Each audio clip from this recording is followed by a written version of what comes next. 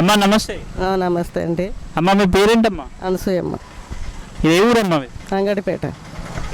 ముడిగోడలో election జరుగుతున్నాయి కదా, ఎందుకు వచ్చినాయి ఎలక్షన్లు? ఎమ్మెల్యే ఎలక్షన్లు ఎప్పుడు వస్తాయి కదా, 5 ఏళ్ళకి ఒకసారి వస్తాయి కదా. ఇప్పుడు 5 ఏళ్ళు కాలే కదా? కాలేదు. మరి ఇప్పుడు ఎందుకు వచ్చినాయి అంటారు?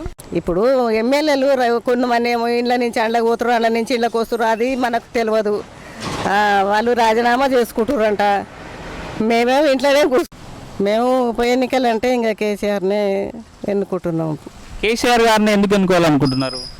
ఆయన ఇప్పుడు పింఛన్ ఇస్తుండు, ఇదేందో రైతు బంధు ఇస్తుండు, ఇట్లా ఇస్తుండు కాబట్టి మనకు జర జీవితం అనేది నడుస్తుంది కదా చేతగాని వాళ్ళకు.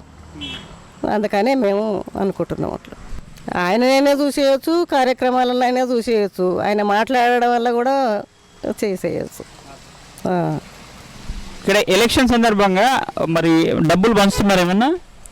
ఏం పంచుతలేరు. మరి మీటింగ్ మద్యం లేదు, ఏది లేదు.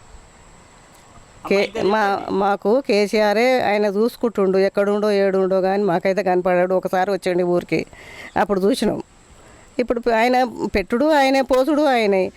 పలానోళ్ళకు ఆపత వచ్చిందంటే ఆయనే, అన్నిటికీ ఆయనే పెడుతున్నాడు కాబట్టి ఆయననే ఎన్నుకుంటున్నాం మేము. మా ఊళ్ళో నీళ్ళు ఫ్లోరింగ్ నీళ్ళు ఉంటుండే, ఇప్పుడు ఆ సమస్య తీరింది, మంచిగానే వస్తున్నాయి నీళ్ళు. ఒక సైడ్ అయినా కానీ ప్రతిరోజు వస్తున్నాయి. పర్వాలేదు. ఈ నీళ్ళ సమస్య ఎవరు తీర్చారు మరి? కేసీఆరే తీర్చిండు, మరి ఇంకెవరు తీస్తారు అట్లా.